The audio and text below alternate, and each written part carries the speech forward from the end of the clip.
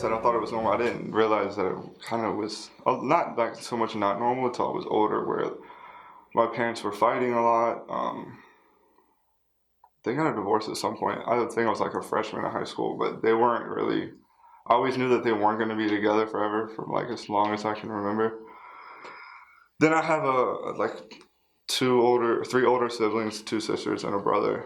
My dad's kids, so me, my older sister and my brother. Those two were kind of in and out. They didn't really live with me. They lived with their mom. I don't remember seeing them too often, kind of in and out. And then my other older sister lived with us while she was going to school, and she was kind of overbearing, I guess. But there wasn't much difference between like what a normal family would be and mine. My dad drinks a lot. I mean, he's probably an alcoholic if I were to say so, yeah. And I remember when I got older, it would be like kind of embarrassing to bring people around him. But that was very short. I kind of got over that really quick. But for the most part, like I said, I thought it was a normal upbringing, so I can't. Mm-hmm. I played sports. I had friends. It's not like I isolated or anything like that. I played with cartoons, like literally everything a normal kid did. I was good at soccer. I went to school. I made good grades as a kid. For most of the time I was in school actually, but yeah. So I thought, I mean, it wasn't terrible. I didn't get abused or anything crazy. So like, it was a good childhood. Like as a young teenager, like, well, I mean, the transition over to teenager, I don't really remember much. I mean, I was still going to school, I was still playing soccer, I was still kind of doing everything that normal kids do. And even when I guess like when my parents got divorced is around the time I started acting up, probably like related, but whatever. Um, and then after that, as I got older, 14, 15, 16, I kind of always just felt out of place, I guess. I remember always feeling really not happy. I didn't really know how to work that out. And then I just declined in school, stopped playing soccer. I didn't really like decline. I still made like B's and C. I passed still in school, but I just remember not being like a part of and not being happy. I guess is the easiest way. Um, and I was at a school that I didn't want to be at, so I didn't want to be there. I went there in sixth grade, and I didn't want to be there when I got there. So by the time sophomore, junior year, I really didn't want to be there, so I stopped making friends there. I stopped talking to people that were there. So I was isolating myself there and just making everything worse anyway.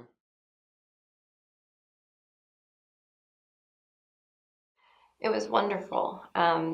Brandon and I had the same mother. We had different fathers, but we had a mother who was just the best. I know everyone says that, but I think her true happiness was in making us happy. And even though that Brandon and I had different fathers growing up, Brandon's father was a lot different than mine. They were drastically different. Um, we had that same steadfast mother who loved us to no end. When he was a teenager, I thought it was just typical teenage boy. I mean, he was good and respectful and kind to everyone except to sometimes mom, who he gave her a hard time, but isn't that what all teenagers are like? At least that's what I expected. I mean, he never got into any real trouble. He was very respectful to others' parents and to rules and regulations and the occasional party. And I think he had a pretty normal teenage boyhood.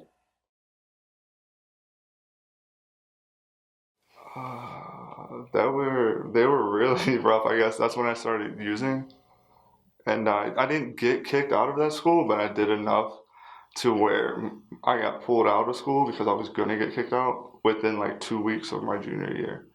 So I went to the school that I wanted to with all my friends and just I was already getting I was already smoking weed at that point actually. So after that, it's just everything was pretty much downhill.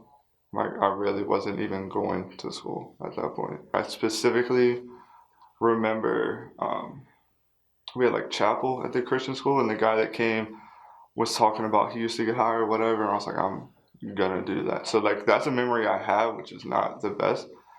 And then I guess I was hanging out with them. They were smoking weed and drinking all the time, and I was just like fighting. And then one day I was like, whatever. I was either 16 or 17. I don't remember. I know that it was like April. The first time I smoked weed was the first time I did anything. And then after that, it kind of just, I got drunk, not drunk. I drank not too long after that. And then I started getting drunk, started smoking weed, and then not shortly after that, I was just doing whatever drugs were around. I pretty much done all the drugs I've ever done before I turned 18, or before I turned 19. So it was all very fast.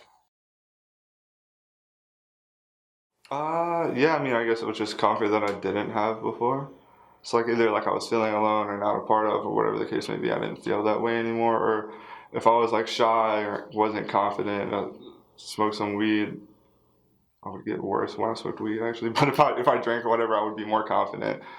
And then, um, like I said, I moved on to other drugs specifically because I knew that I liked being high, but I didn't like what the marijuana high was. So that's why I moved on quickly. So I guess the drugs they just gave me comfort and like a solution that I didn't have, like how to deal with life. It just taught me how to deal with life. Realistically, it's not the right way, but yeah. I didn't really have any thoughts of what I was gonna do with my life. I was always like, I'm just gonna die young. Was literally the plan. So when I got out, it was just do what I was doing. Like I literally had no plan at all. I had no thoughts of a plan, and I didn't care.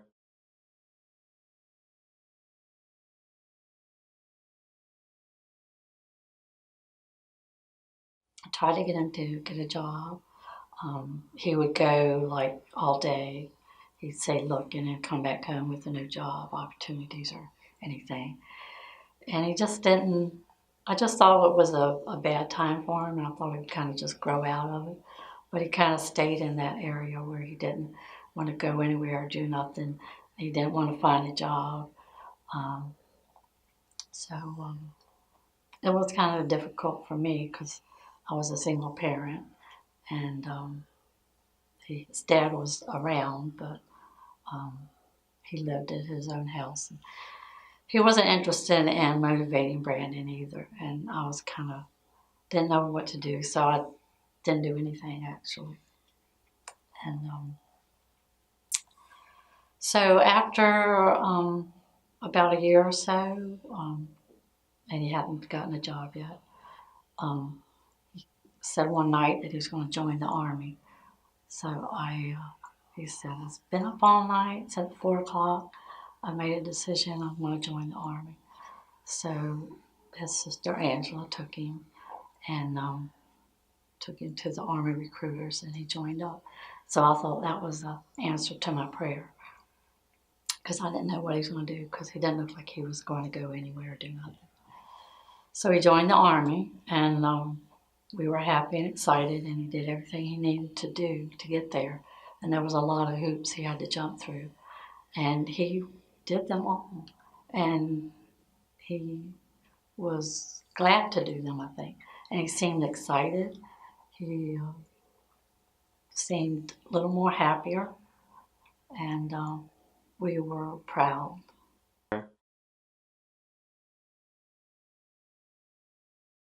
don't really remember. I just joined the army because I knew that I didn't know because I figured that I could and I could get out of Virginia and maybe my life would get better. I would stop using drugs or whatever the case may be. I knew that it would give me an escape from where I was at.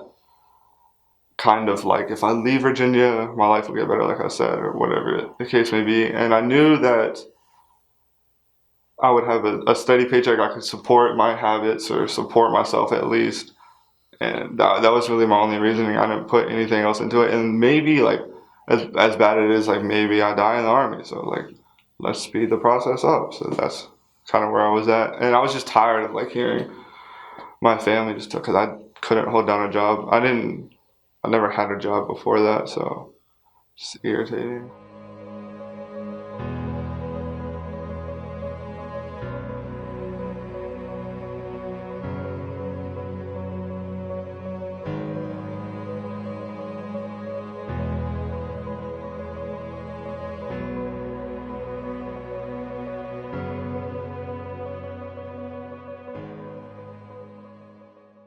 when the family found out to September 15th, 16th, that's when I started stealing more to support the habit. I was losing friends. I was isolating more. So I would jump from like friend to friend, like hang out with this friend for a while, then that friend for a while, and it was more so like we would steal together, and I'd be like whatever. And so between that time, I tried like I didn't really try to get sober. I just withdrawed in front of the family a couple of times. I never wanted it. I was just doing it, whatever. Like I always had intent to use it to get high again. So I mean, it just escalated. It got worse. The use was more. There were some days when I would, whether mostly from the family or, but if it wasn't from the family, it was from whoever I was stealing from, whatever store, somebody's backyard, whatever the case may be. My habit was whatever I bought that day, I was using all of it. So if it was like a good day and I got $500, I was using every bit of it that day. There was no saving it. Um, every day I woke up in withdrawals, so like literally would try to sleep as long as I could. I think 2 hospital visits in between that time with my sister and my mom to seek like help with withdrawals. And the hospital that we went to only helps with alcohol because heroin withdrawals cannot kill you, so like they really are not fun, but you can just sit through it realistically. And then around July 4th ish, I slit my left wrist, so I have I think 8 stitches. So that was another hospital visit, and then it was just no fun. And then towards the end, towards like August, end of August, beginning of September, was didn't have anybody to steal from anymore. My parents knew what I was doing. Like houses were locked. I was really not sleeping on their couches anymore. So sleeping on friends' couches or wherever I could, and it's just really downhill from there. I remember. I mean, I guess the worst part of that time period was basically wanting to die every day when you wake up. And not only that, like right when I wake up, it's like, great, now I have to figure out who I'm going to steal from, what I'm going to do. So basically, I woke up in withdrawals, wanting to die, and like realistically with a full time job of having to steal.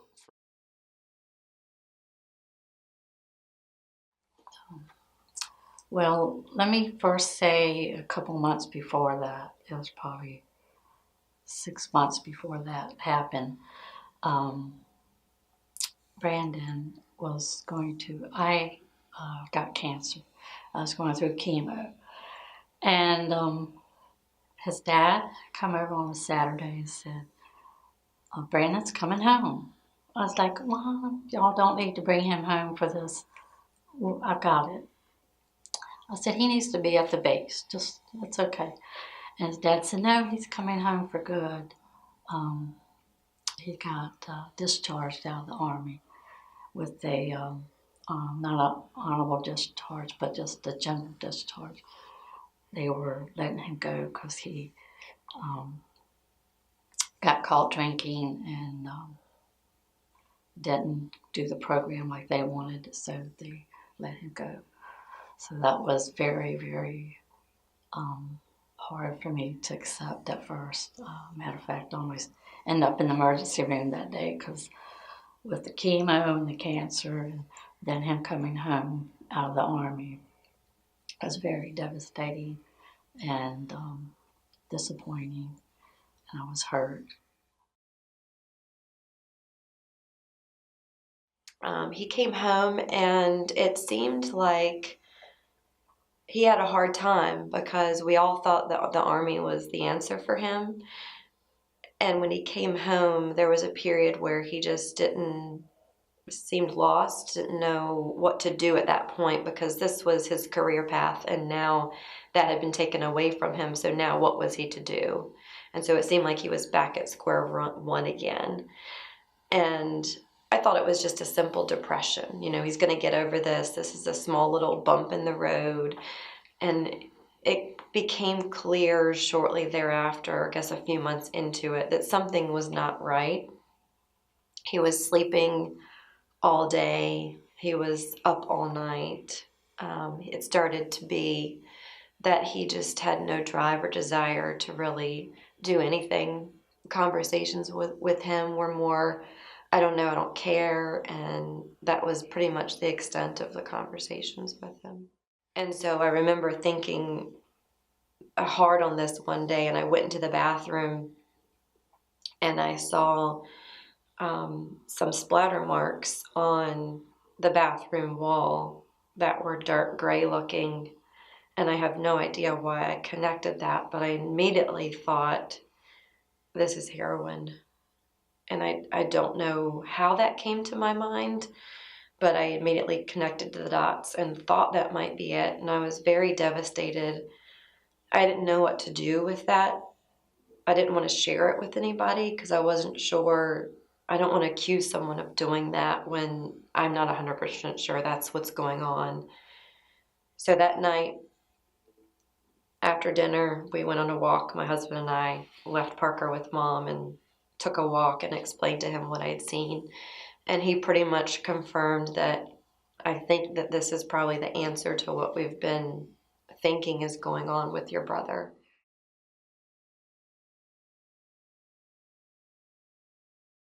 I walked into the living room and I saw Mom getting off the phone, and she had a really devastating look on her face, like grayish looking, like she had just seen a ghost almost.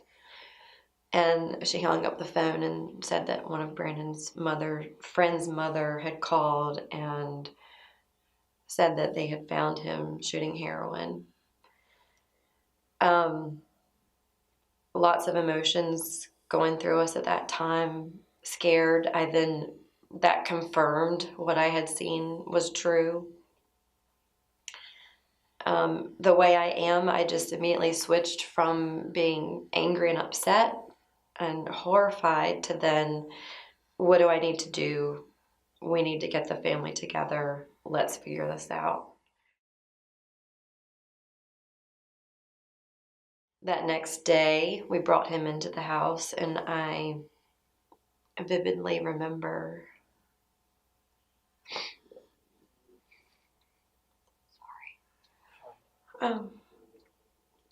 If you've ever seen a man who's broken, it's not pretty. And I just remember seeing him completely broken, sitting there in the living room, feeling and seeming like he was trapped and he wanted a way out. He said he wanted help, which we were very glad to hear. And we would just go from there and make a plan and figure this out. He said that he didn't want to be chained to this addiction. This was embarrassing for him to have us, his mother and sister, confront him about this. And I felt like he was true and ready. So we went the next day. That night, we kind of helped control some of the things he was going through, because it seemed like he started going through withdrawal and having some symptoms. So we were just with him and managed him that night with just some over-the-counter meds to help. Now that we were at a focus to getting him help and he was in agreement, we knew that this was, the right thing to do. When we went into the ER, we sat there and waited, and Brandon was starting to become really uncomfortable in the waiting room. I think he was starting to have a little bit of a stomach ache and a little bit of a headache. So we eventually get to the back, he and I, and emergency physician comes and sees him, does his evaluation, questions why he's there. It was a very quick interview. So he called the psychiatry department and they were sending a social worker over. She came over. In the meantime, they had gotten some blood tests and a urine drug screen, which I thought that just meant he must be getting prepared for admission. And I was happy about that, because that would mean he's on the road to getting some real help. But that wasn't the case. She came in very shortly thereafter. At this point, he was starting to get really bad withdrawal symptoms. Now he was starting to get cravings. It had been now a good 24 hours since he had last used. And he was beginning to have headaches, abdominal pain, nausea. He was getting clammy, and he was feeling anxious inside and jittery. like all he wanted to do was use. So she came in and handed us this piece of paper that said, here's some places that you could call in the morning.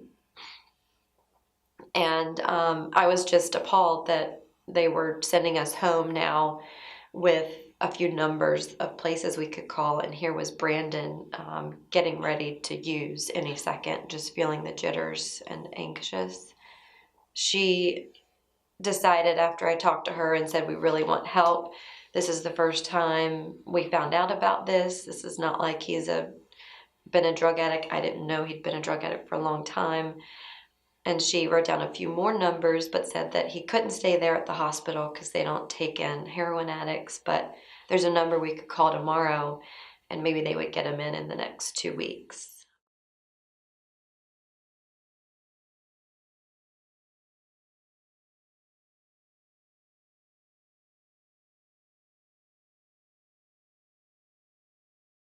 Brandon, during this period, was worsening throughout this. So he started, like I said before, he was shut off and really not much to him, no drive, no emotion.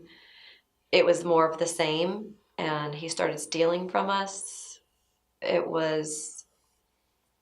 had everything stolen from me as far as my jewelry. He was not trustworthy. He was, like I said, sleeping at night, and sleeping during the day and up all night. He became withdrawn from everyone and just went on a stealing rampage.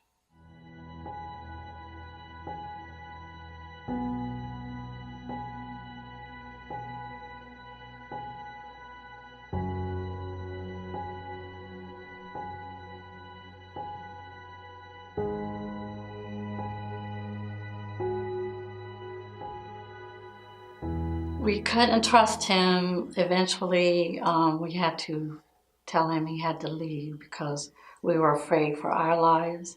I was afraid for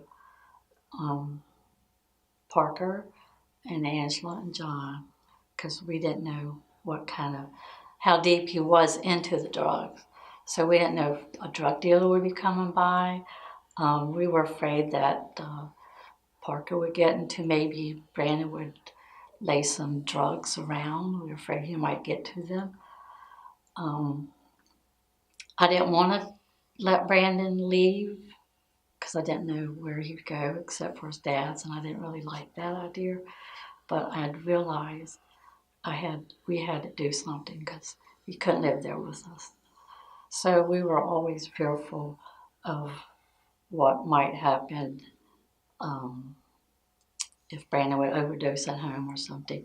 So I did eventually tell him he got to leave and move in with his dad.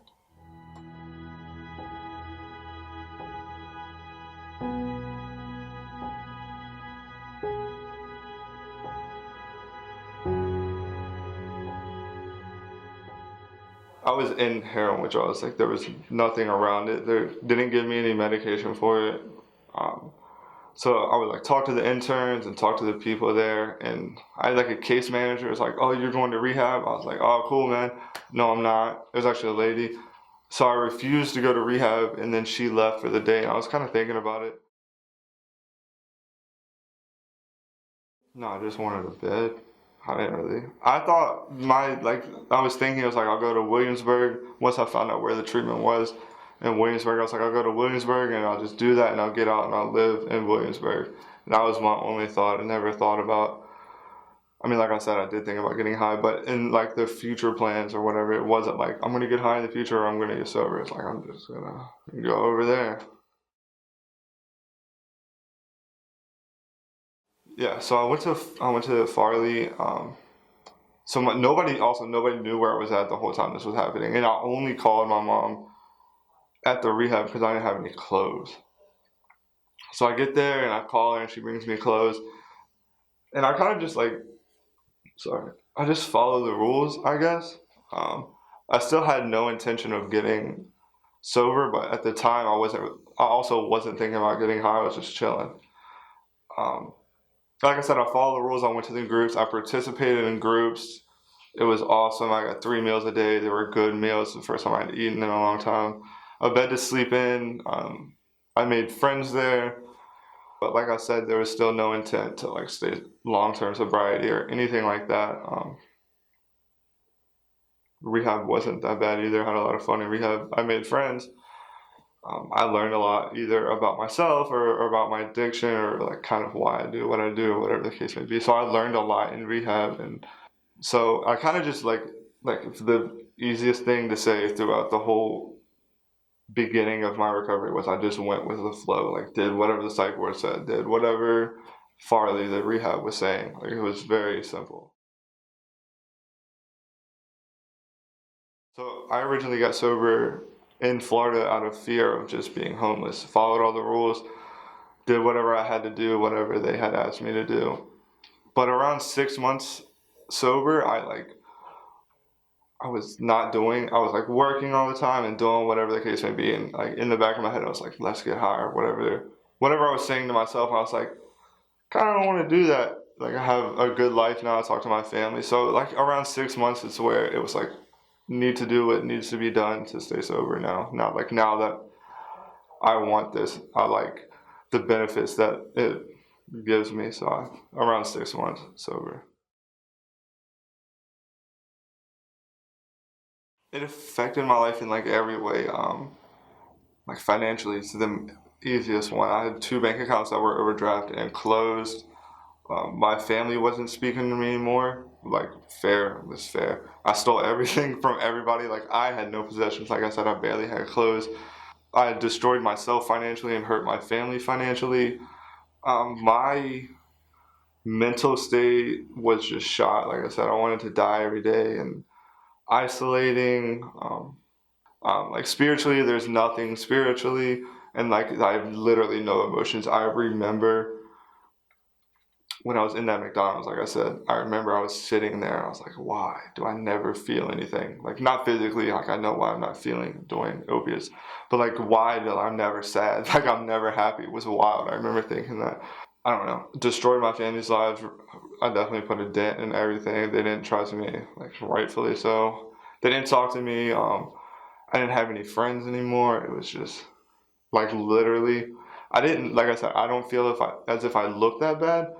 But whatever you think like a junkie or an alcoholic is, I had done that at 22 years old. So the guy like under the bridge, I was about to be under the bridge at 22. So I had done a lot of damage. Yeah. Well, it affected my life in many ways. He stole from us, so we lost financially. He stole all of my jewelry that meant anything to me. My mom had given me some jewelry from grandparents, some jewelry that John had gotten me on special occasions. He stole all of that.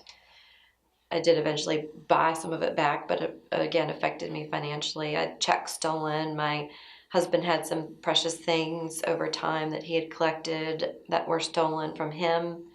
My son's piggy bank was even stolen. I became very angry at him and I was very frustrated. I was fearful all the time. I lived with a constant pit in my stomach. Every day you'd come home thinking, what's going to be stolen now? And that's a really bad feeling when it's how you feel about your brother. I never thought that this is something my family would be affected with. This was the furthest thing from my mind. You know, people always think we're never going to be affected by cancer and all of these other things that you think you'll never get, and then you do, but that's all normal. But this is something that absolutely never thought I would be affected by. So his final road to recovery, when he was finally admitted to his inpatient psych from the local hospital psychiatry unit into that Farley Center in Williamsburg, definitely saw a change in him. It felt like he was doing very well, 100% committed.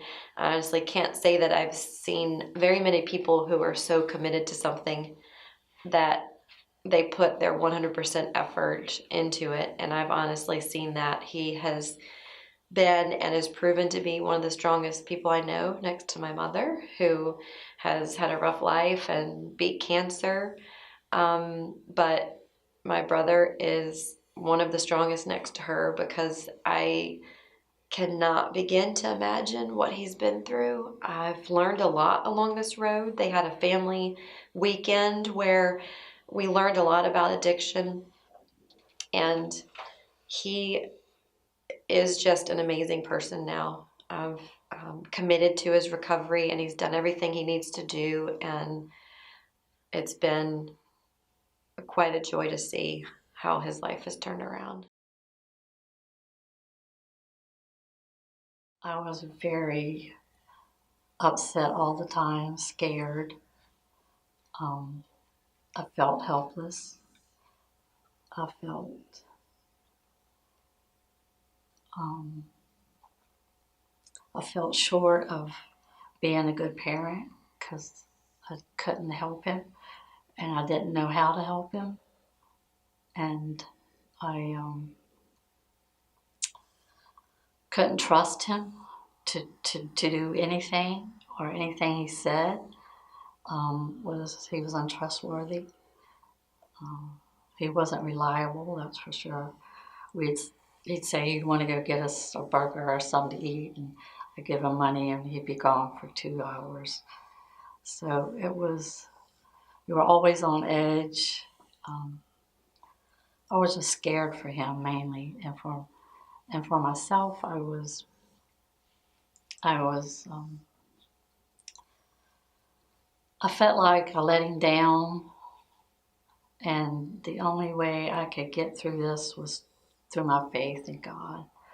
That helped me to get through, but it still was a struggle um, of helplessness. That's what it was, and hopelessness. Felt really hopeless, but in the end, I do know there's always hope.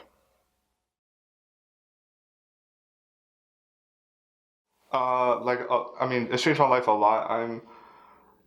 I still live in Florida, in Delray Beach. So clearly, it's changed my life. I'm in Virginia right now. My family speaks to me. I speak to my family. They help me out with my problems. I think that I help them out with their problems, whatever the case may be. I have a job. I'm responsible. So that's cool to be trustworthy. I have money in my bank account. I have a car. My dad helped me. He co-signed on it, but I pay all the bills. I haven't missed a payment. I pay my own car insurance. I'm in school now, so just a regular person in society now. So sobriety is giving me just a chance to live a regular life. I have friends now that are like real friends that I travel with or hang out with or whatever the case may be. But if I like am sad or whatever, however I feel, I can call to them and talk to them about it. So it's giving me just a regular life, really. I mean, I feel fine. I have emotions, not obviously, but I have all of the emotions, I guess. Um, the badder ones, like when you get sad, when I get sad or depressed, or whatever the case may be, I know how to deal with them now rather than just getting high. And even when I get super happy, I know how to deal with it. Like I know it's not gonna last forever. And when I kind of calm down, I'm not like sad that I'm not that happy anymore. So ups and downs are fine. So I feel as if I'm just on a level playing field with regular people now. You have to know what you want, and I wanted to be sober, so I did what I had to do. There's nothing wrong with also asking help financially or whatever the case may be, but I don't always need to do that. Sometimes if I have to not, it doesn't happen anymore, but sometimes if I have to not eat to pay rent, so I have somewhere to live, I have to do it. So you just have, not everything that's bad is always bad. Like it sucks to go through, but I don't need to like, I have $270, rent 245. I have like what, 25, $35 to eat with. Like I can go get high and have nothing in 12 hours, or I can have a place to live and some food. So you gotta make your decisions. Think a little bit ahead at least, but um, so my decision making is better. But it's not the easiest thing to go through. And whatever I was going through mentally too, just like feeling less than everybody else, or you see these people that have 12, 15 years of sobriety, they have nice cars, whatever the case may be, and you're like, they're a lot better than me. But you forget that I have 12 hours sober and they have 12 years. So just being in your head and being 20, I was young, so it wasn't super hard. I was 22, but just being 22 and not being able to think right or just live a life is difficult when everybody else is. Oh, he's it's amazing the transformation from. I didn't realize how unhappy he was or how distraught he was, but his whole life changed. His outlook, his smile. He he got out. He did things. He made friends. He's just a totally different person.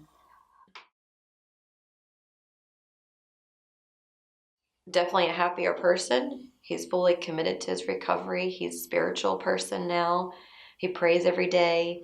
He is happy, and I can't say that I've seen that smile on him since he was a kid. It's been amazing. He travels the world. He does things that I would never do, skydiving, and he's being a normal person, which I don't think he even knew how to do before. And it's just been an amazing transformation.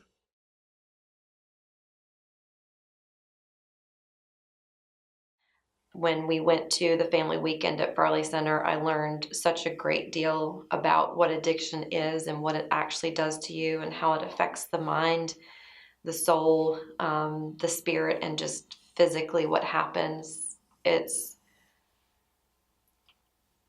eye-opening, and I have a new understanding about it. I have a new passion for it.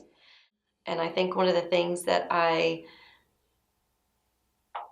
learned and what I started doing through Brandon is I just loved him where he was, wherever he was. Even when it got to a point where I knew the outpatient wasn't working and I think he was using again, I loved him where he was at and was there to support him and tried to be there and understand. I just want to be here for him now. I had to learn during this period that I couldn't control how he reacted. I could control where I sent him. I could control what recovery center we put him in. I could control my research of the disease and how I reacted, but I could not control his response, his level of effort into his recovery. I couldn't make him see that he needed this. And so I had to learn just to, like the Bible verse says, and be still and know that he is God. And even if you don't have the Christian faith, you still have to understand when you go through things like this that sometimes you just have to be in the moment and be there and be supportive and wait.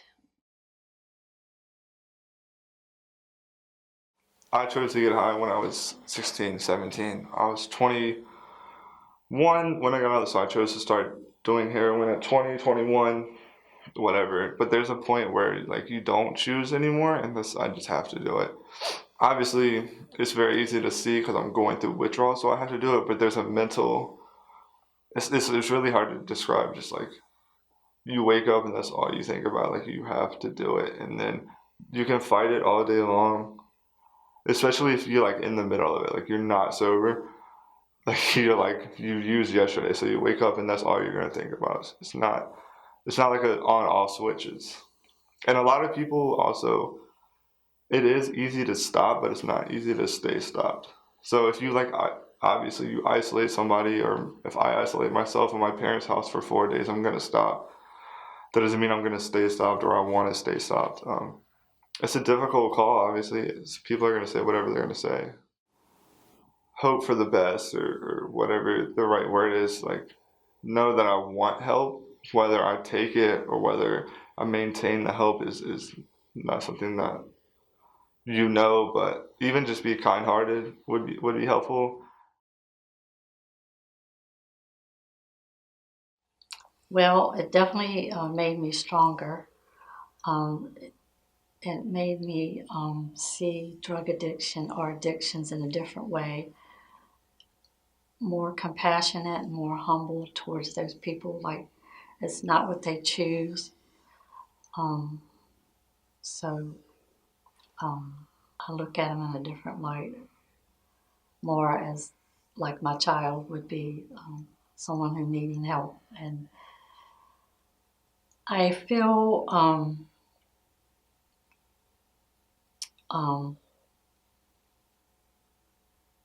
much more at ease at life, and I know that God has put uh, me on this earth for a purpose, and maybe this is part of my purpose, is to give hope to other people and to help people understand that it's not always as it seems. It's not, they don't want to be that. That's not what they want to be.